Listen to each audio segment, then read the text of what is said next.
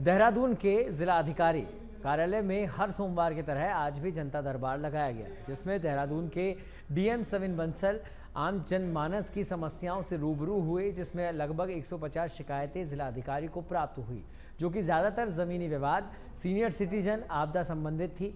कई शिकायतों का त्वरित ही निस्तारण कर दिया गया था, जबकि कुछ शिकायतों के लिए संबंधित अधिकारियों को निर्देशित किया गया है।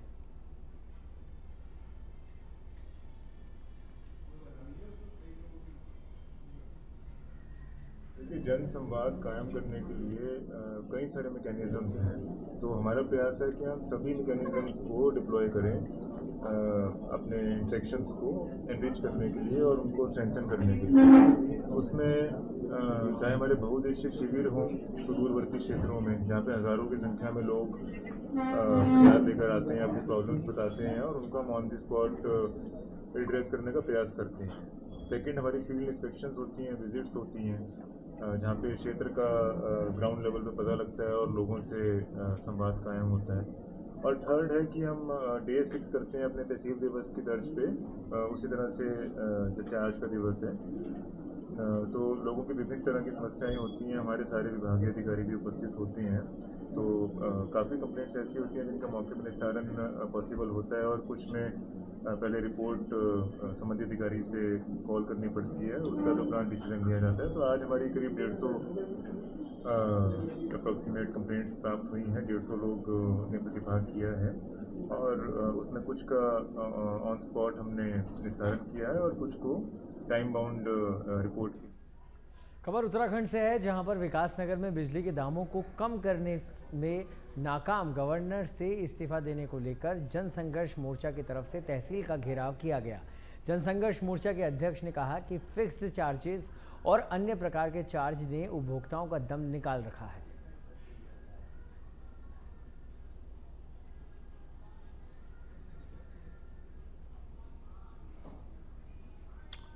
उत्तराखंड की खाद्य मंत्री रेखा आर्य ने विभागीय अधिकारियों के साथ राज्य और केंद्र पोषित योजनाओं की समीक्षा की।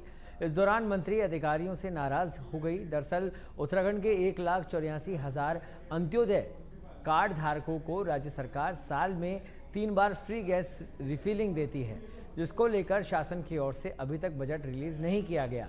इस बात पर मंत्री ने कड़ी नाराजगी जताई और जल्द फाइल को तेजी से प्रशासन में गतिमान करने के निर्देश दिए, ताकि आगामी 25 सितंबर को होने वाली कैबिनेट में यह पास हो सके। वहीं विभागीय मंत्री ने बताया कि प्रदेश में सभी कार्ड धारकों को खाद्य किट देने को लेकर योजना की प्रगति रिपोर्ट भी मांगी गई है। अंतर्गत जितनी हमारी, चाहे हमारे पीएचएस कार्ड धारक हैं, चाहे हमारे अंत्योदय कार्ड धारक हैं, चाहे हमारे राज्य खाद्य योजना के कार्ड धारक हैं, उनको पीडीएस सिस्टम से दिए जा रहे हैं, चाहे वो गेहूँ हो, चावल हो, चीनी हो या मुफ्त गैस रिफिल के अंतर्गत उनको गैस प्रोवाइड करना हो, उन सब की आज जो है समीक्षा की गई है। और जिसमें चूँकि अभी अंत्योदय परिवारों को जो मुफ्त गैस रिफिल किया जाने के लिए जो संबंधित बजट उसमें जारी किया जाना था, वो अभी तक जारी नहीं किया गया है। खबर उत्तराखंड के हरिद्वार से है, जहां पर नगर निकाय चुनाव से पहले राजनीतिक दलों में टिकट के दावेदारों ने दमखम दिखाना शुरू कर दिया है। इस बीच पार्टी में नेताओं की गुटबाजी भी सामने आ रही है। हरिद्वार में आयोजित हुए सम्मान समारोह कार्यक्रम में मुख्यमंत्री ने ना पहुंचने से आयोजनकर्ता भाजपा नेत्री ने पार्टी के दूसरे नेताओं पर मुख्यमंत्री का कार्यक्रम रद्द करवाने का आरोप लगाया है। किरण सिंह का कहना है कि उन्हें मुख्यमंत्री की ओर से सम्मान समारोह के लिए समय दिया गया था, इसके लिए उन्होंने काफ़ी तैयारी की थी, लेकिन कुछ लोगों को मुख्यमंत्री के उनके द्वारा बुलाए जाने पर आना पसंद नहीं है, इसलिए उन्होंने गलत प्रचार करके मुख्यमंत्री का कार्यक्रम रद्द कराया। कार्यक्रम में ये हुआ कि इस कार्यक्रम को स्थानीय नेताओं ने रद्द कराया है और माननीय मुख्यमंत्री जी को यहाँ पे रोका है। कभी वो किसी चीज़ का हवाला देके, कभी किसी चीज़ का हवाला देके, लोगों की भावना बहुत आहत हुई है, क्योंकि यहाँ पे जितनी महिलाएं हैं सब पुष्कर धामी जी को देखने के लिए थी, उनकी भाषण सुनने के लिए उद्मक थे, लेकिन वो नहीं आए तो उनके मन में बेचारों को दुख तो है ही कि वो क्यों नहीं आ रहे बार बार। हाँ, मुख्यमंत्री जी का आना उनके किसी आवश्यक कार्य की वजह से नहीं हो पाया, लेकिन शायद उनको कोई गलतफहमी हुई है, वो उनसे बातचीत करके उनको दूर कर लेंगे। वो हमारी वरिष्ठ कार्यकर्ता हैं, हो सकता है उनको कुछ गलतफहमी हुई हो, उनको कुछ लोगों ने गलत बता दिया हो, लेकिन मैं व्यक्तिगत उनसे बातचीत करके उनको बताऊंगा कि ऐसा कुछ नहीं है और उनको समझाया भी जाएगा। इस तरह की जो अनावश्यक बेवजह बातों को उचित जगह ही प्लेटफॉर्म पे उठाना चाहिए और जहाँ जो मंच है, जिस स्तर पे वो बात करनी चाहिए उसी स्तर पे बात करनी चाहिए, लेकिन उनसे इस संदर्भ में। उत्तराखंड में प्रशासनिक तबादलों का सिलसिला जारी है, लेकिन इस बीच न्यायिक क्षेत्र में एक ऐसा तबादला भी हुआ जिसकी चर्चा जोर शोर से चल रही है।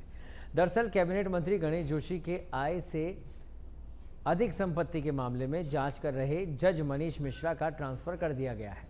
आपको बता दें कि मनीष मिश्रा कोर्ट के कैबिनेट मंत्री गणेश जोशी के खिलाफ आय से अधिक संपत्ति के मामले में धामी कैबिनेट को पत्र लिखकर कार्रवाई करने की अनुमति मांगी थी। अगली सुनवाई के लिए 8 अक्टूबर की तिथि तय है। ऐसे में विजिलेंस कोर्ट के जज का ट्रांसफर किए जाने पर विपक्ष की ओर से मुख्य प्रवक्ता गरिमा दसौनी ने सरकार को आड़े हाथों लिया। के द्वारा आरटीआई में पुख्ता दस्तावेज प्राप्त किए गए पहले और उन्हीं दस्तावेजों के आधार पर वो कोर्ट गए थे गणेश जोशी के ऊपर आय से अधिक संपत्ति मामले में। उसका गंभीर संज्ञान लेते हुए कोर्ट ने आदेश किया विजिलेंस विभाग को कि पूछताछ क्यों ना की जाए, जांच क्यों ना की जाए गणेश जोशी की। लेकिन एक कैबिनेट मिनिस्टर की जांच करने से पहले पूरे कैबिनेट से संस्तुति या अनुमति लेनी होती है, जिसके लिए विजिलेंस विभाग ने एक पत्र धामी कैबिनेट को लिखा है, सरकार शासन को लिखा है कि उन्हें अनुमति चाहिए जांच करने की और उसकी अंतिम तिथि 8 अक्टूबर को है। पूरे प्रदेश की एक तरफ निगाहें टिकी हुई थी धामी कैबिनेट पे कि वो जांच के आदेश के लिए अनुमति विजिलेंस विभाग को देंगे या नहीं देंगे और कोर्ट भी इंतजार कर रहा था। लेकिन ऐसे में एक नाटकीय मोड़ पूरा प्रसंग लेता है और उस जज का ही ट्रांसफर हो जाता है, मनीष मिश्रा नाम के उस जज का, जिसने ये आदेश दिया था कि गणेश जोशी की पूछताछ की जाए। देखिए, एक व्यक्ति के द्वारा आरटीआई में पुख्ता दस्तावेज। शहर में आए दिन महिलाओं के साथ हो रही अप्रिय घटनाओं को रोकने के उद्देश्य से प्रशासन ने कमर कस ली है। लगातार ऑटो चालकों पर छेड़खानी करने की खबरों के बाद डीएम ने एक एसओपी जारी करते हुए तय किया है कि ऑटो पर अब उनके रूटों के हिसाब से कलरिंग सहित चालकों का सत्यापन, आई कार्ड आदि की व्यवस्था की जाएगी। वहीं आरटीओ द्वारा टेम्पो की फिटनेस भी जांची जाएगी। डीएम साहब द्वारा एक एसओपी जारी की गई है और इसमें एक कमेटी बनाई है। कमेटी में परिवहन विभाग और हमारे एक आरआई भी होंगे, पुलिस विभाग और प्रशासन से अधिकारियों की कमेटी है, जिसमें हमारी गौला रोखड़ जो स्थित ज़मीन है वहाँ पर रूट वाइज सभी ऑटो को बुलाया जाएगा। उनके वाहन स्वामी, उनके ड्राइवर आएंगे, अपने कागजात लेके आएंगे। पुलिस वेरिफिकेशन के लिए मौके पे ही जो पुलिस विभाग से अधिकारी हैं वो उनके कागज़ों का सत्यापन के लिए डॉक्यूमेंट्स लेंगे। बाकी फ़िटनेस मौके पे चेक की जाएगी, हमारे आरआई भी रहेंगे उसमें। और जो रूट्स हैं और जो गाड़ियों के नंबर हैं उस पर कलर कोडिंग के हम स्टिकर्स लगाएंगे और महिला सुरक्षा के दृष्टिगत उसमें मालिक का नाम, नंबर और जो हेल्पलाइन नंबर हैं जैसे 108 हुआ, 112 हुआ, 100 नंबर हुआ और हमारे पुलिस विभाग का नंबर हुआ। पौड़ी जिले में निर्माण कार्य प्रदेश के ही ठेकेदारों को देने समेत 19 विभिन्न मांगों को लेकर ठेकेदार संगठन धरने पर है, जिसे लेकर ठेकेदारों ने महारैली निकाली और सरकार के खिलाफ विरोध प्रदर्शन जताया। इस दौरान उन्होंने कहा कि अगर हमारी मांगें पूरी नहीं हुई तो सरकार को इसका खामियाजा केदारनाथ उपचुनाव में भुगतना पड़ेगा। साथ ही ठेकेदारों ने डीएम के माध्यम से मुख्यमंत्री को ज्ञापन भी भेजा है। जो जिले की रैली हो रही है 13 जुलाई में हो रही है, शायद समय एक था 12 बजे जो हमारी रैली मूवमेंट करी प्रांतीय परिसर से। हमारी जो मांगे हैं हम करीब 2 महीने से बड़ी निगाहों को छोटी करने के लिए कर रहे हैं। अभी तक इनमें कोई सुध नहीं गई। हमने जो है पक्ष भी पूछा और विपक्ष भी पूछा, इनके साथ विपक्ष भी मिला हुआ है। गैरसैंण सत्र शुरू हुआ था, हमने इनको गैरसैंण में 5 किलोमीटर रोका था, गोवा वालों ने उनको रोका था। उन्होंने कहा कि हम आपकी बात पाएंगे। विधानमंडल में थोड़ा उठाए था हमारे माननीय विधायक के दलीप रावत ने, मुख्यमंत्री ने इग्नोर मार दिया। सत्र काहे के लिए चला आपको पता है, 72 रुपये बढ़ गया। बस मांग तो छोटी छोटी निंदा करो और मूल निवास पर लागू करो। जो रॉयल्टी का आप बार बार कानून ला रहे हैं, जमीन बेच दी, जगह बेच दी, नदी बेच दी, खनन बेच दिया, अब हमारे कपड़े रह रखे। हमसे हम ये संदेश देना चाहते हैं कि हमारा उत्तराखंड जो आंदोलन था उसमें हमारी माँ बहनों ने, हमारे युवाओं ने अपनी जान को खोया, अपनी अस्मिता को खोया है। और उत्तराखंड जो बनाया गया था इन उद्देश्यों से बनाया गया था कि हमारे उत्तराखंड के लिए हमारा कानून होगा, हमारे उत्तराखंड के युवाओं के रोजगार की व्यवस्था बनाने का एक सिस्टम बनेगा। किंतु दुर्भाग्य आज यह है कि आज यह पूरा सिस्टम नेताओं के लिए और ये हमारे जो ब्यूरोक्रेट्स हैं, अधिकारियों के लिए बन गया है। ये सारे नियम कानूनों को ताक में रखते हुए अपने चहेतों को काम का लाभ देने के लिए नियमावली बना रहे हैं। ये बड़ा दुर्भाग्यपूर्ण है और ये उत्तराखंड के भविष्य के लिए। खबर उत्तराखंड के अल्मोड़ा से है, जहां पर जिले के विकास खंड में सदस्यता अभियान की समीक्षा बैठक हुई, जिसमें भाजपा प्रदेश अध्यक्ष महेंद्र भट्ट विधायक आवास सबौली पहुंचे, जहां पर उनका जिला अध्यक्ष और भाजपा कार्यकर्ताओं ने फूल माला पहनाकर उनका स्वागत किया। भाजपा प्रदेश अध्यक्ष महेंद्र भट्ट ने कार्यकर्ताओं से आह्वान किया कि भाजपा को विश्व की सबसे बड़ी पार्टी होने का कीर्तिमान स्थापित रखने में सहयोग करें। और सदस्यता वाले बहुत महत्वपूर्ण होती है। अधिक सदस्य बनने के बाद ही हम संगठन के चुनाव की गतिविधि बढ़ाते हैं। इस बार हमने प्रत्येक बूथ पर हर समाज हर वर्ग के व्यक्ति को जोड़ने का निश्चय किया है और उसी निमित्त मेरा पूरे प्रदेश की सभी विधानसभाओं में एक ही मंडल में मेरा जाना हो रहा है। आज मैं सल्ट विधानसभा में हूँ, यहाँ के मंडल की बैठक हुई है। तो मेरा विश्वास है सल्ट विधानसभा के अंदर सदस्य गति बढ़ेगी और अच्छी संख्या में सदस्य। खबर उत्तराखंड के विकासनगर से है, जहां पर देवभूमि में डेमोग्राफिक चेंज पर कांग्रेस प्रदेश अध्यक्ष करण माहरा का बयान सामने आया था, जिस पर सियासी पारा चढ़ गया है। विधायक मुन्ना सिंह चौहान ने तीखी टिप्पणी करते हुए माहरा के बयान को शर्मनाक बताया है।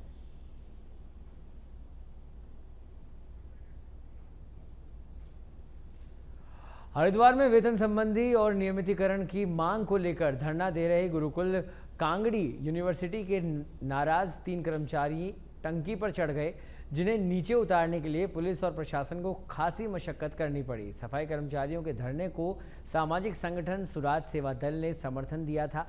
प्रदर्शन कर रहे लोगों ने आरोप लगाया कि वे यूनिवर्सिटी प्रशासन से वार्ता करने गए थे। इस दौरान यूनिवर्सिटी के एक अधिकारी ने उनके साथ अभद्रता की, जिससे नाराज होकर यूनिवर्सिटी के 2 कर्मचारी और सुराज सेवा दल का एक कार्यकर्ता तीनों टंकी पर चढ़ गए। मौके पर पहुंची सिटी मजिस्ट्रेट कुष्म चौहान के हस्तक्षेप पर अभद्रता करने वाले यूनिवर्सिटी के अधिकारी ने कर्मचारियों से माफी मांगी, जिसके बाद मामला शांत हुआ। जब कुछ लोग वार्ता करने गए थे तो इन लोगों का कहना है कि इनके साथ किसी व्यक्ति के द्वारा मिसबिहेव किया गया और ये लोग फिर उस मिसबिहेव के विरोध में ये लोग पानी की टंकी पे चढ़ गए। तो मेरे द्वारा यहाँ पर आके इन लोगों से वार्ता की गई है और जिन पे इन लोगों के द्वारा एलिगेशन लगाया जा रहा है कि उनके द्वारा इनके साथ मिसबिहेव किया गया है, तो उनके द्वारा अपने व्यवहार पे खेद प्रकट। तो जब हम 5 लोग वार्तालाप करने गए तो एक व्यक्ति को अकेले अंदर जाके धमका दिया और जब वो बाहर आए हमने पूछा जी आपने 5 लोगों को वार्ता के लिए बुलाया, तो एक व्यक्ति उसमें से कहता है कि मैं मुजफ्फरनगर का हूँ, जितने से उत्तराखंड में नेता नहीं उतने तो मेरे घरों में जो है हमारे खानदान है। टंकी पर हमारे जो है पप्पू जी हैं और हमारे अरविंद जी हैं और हमारे आनंद जी हैं। हाँ, ये 2 कर्मचारी एक सुराज के कार्यकर्ता हैं। निंदनीय शब्दों का उसने इस्तेमाल किया है। एक तो उस पर वो माफ़ी मांगे सार्वजनिक। दूसरी चीज़ हमारी जो मांग है वो ये है कि जो ESI PF और जो वेतनमान न्यूनतम वेतनमान है वो इन कर्मचारियों को दिया जाए। रुकेंगे एक ब्रेक के लिए, खबरें अभी जारी है। आप देखते रहिए सच बेधड़क।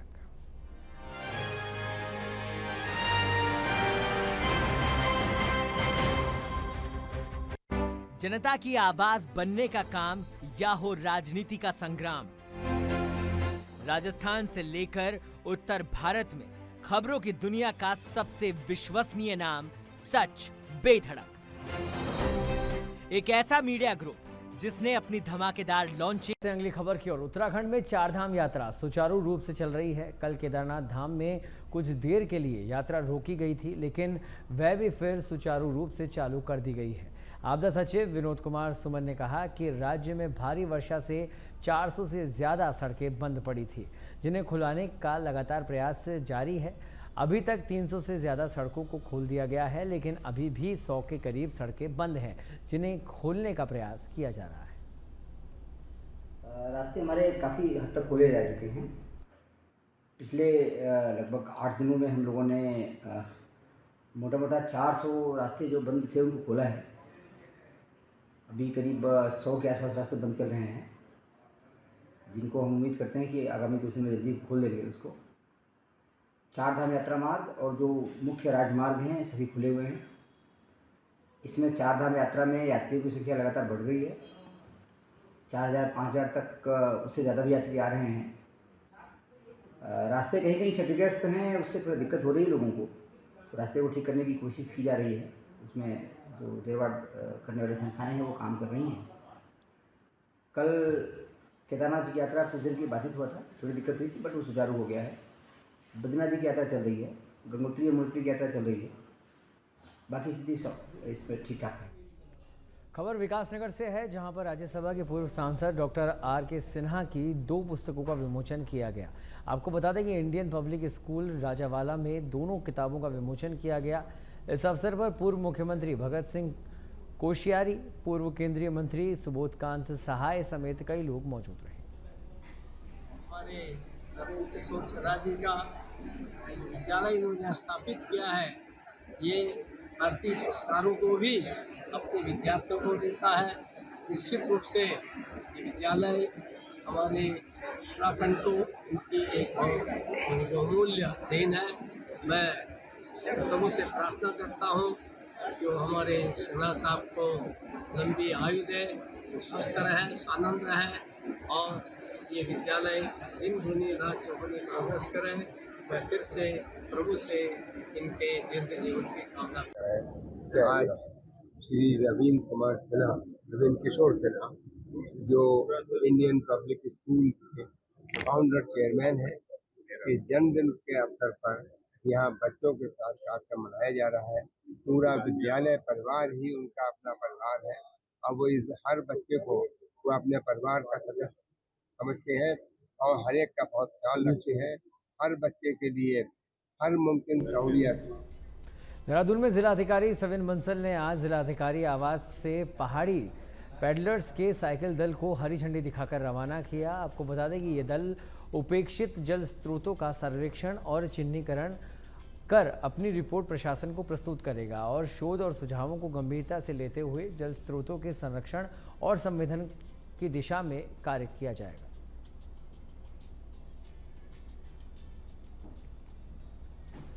उत्तराखंड में पिछले कुछ समय से लगातार टीचरों के खाली पदों को भरा जा रहा है। वहीं अभी भी स्थिति यह है कि कई जगह ऐसी है जहां पर टीचर्स, खासतौर पर किसी महत्वपूर्ण विषय के टीचर्स मौजूद नहीं हैं।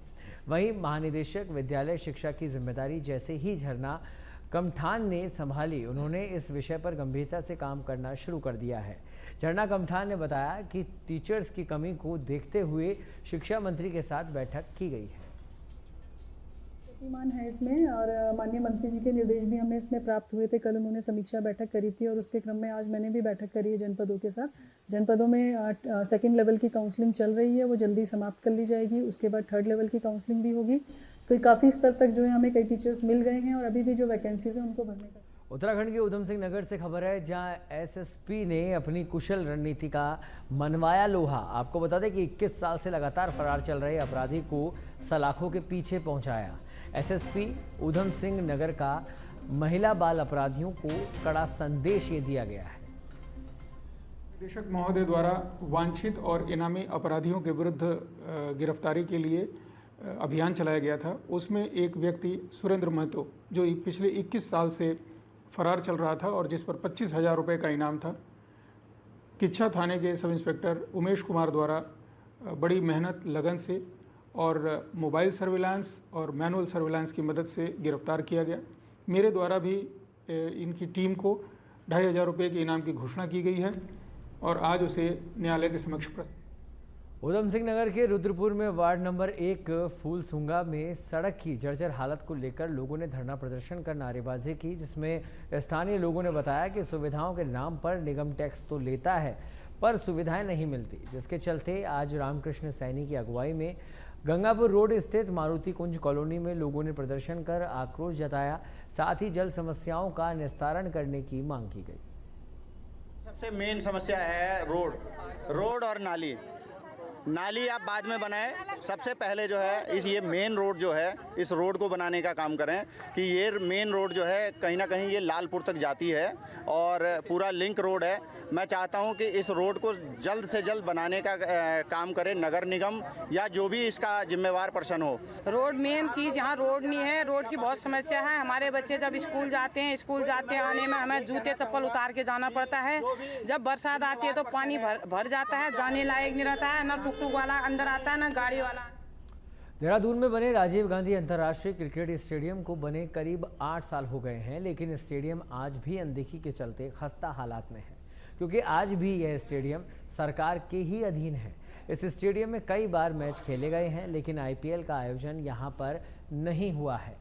खेल मंत्री रेखा आर्य का कहना है कि उत्तराखंड 38वें राष्ट्रमंडल खेलों की मेज़बानी कर रहा है, इसलिए सरकार अभी Rajiv Gandhi international cricket stadium को अपने अधीन ही रखना चाहती है और इसके बाद कोशिश की जाएगी कि स्टेडियम को आईपीएल की भी मेज़बानी मिले। खेल विभाग की ये इच्छा है कि नेशनल गेम होने तक में राजीव गांधी स्टेडियम जो है वो विभाग के अधीन रहे, क्योंकि हमें उसमें विभिन्न कार्य करने होते हैं, तो इसलिए अभी वो विभाग के अधीन हम लोग बनाए हुए हैं। इसके उपरांत में निश्चित रूप से हम सबकी ये कोशिश रहेगी कि सदैव इसमें आज कभी यूपीएल हो रहा है, आने वाले समय में इसमें आईपीएल हो, आने वाले समय में इसमें इंटरनेशनल मैचेस हो, इसके लिए हम लोग प्रयासरत हैं, लेकिन नेशनल गेम तक जो है। नाबालिग से दुष्कर्म और आपत्तिजनक वीडियो वायरल मामले में कोतवाली पुलिस ने 2 युवकों को गिरफ्तार किया है। हालांकि पुलिस जांच पड़ताल और पीड़ित छात्रा के बयान से एक युवक द्वारा उसके साथ दुष्कर्म की पुष्टि हुई है, जबकि पुलिस गिरफ्त में आए दूसरे युवक की संलिप्तता की गहनता से जांच की जा रही है। दरअसल बीती शनिवार एक निजी स्कूल में पढ़ने वाली नाबालिग छात्रा का एक आपत्तिजनक वीडियो वायरल हुआ था। मामला 2 संप्रदाय से जुड़ा होने के कारण हिंदूवादी संगठनों के साथ क्षेत्रीय विधायक मुन्ना सिंह चौहान ने इस मामले को लेकर तीखी प्रतिक्रिया दी थी, जिसके चलते पीड़ित छात्रा के परिजनों की तहरीर और क्षेत्रीय विधायक की सख्त हिदायत के बाद हरकत में आई कोतवाली पुलिस ने मामले की गंभीरता को देखते हुए 2 युवकों को धर दबोचा।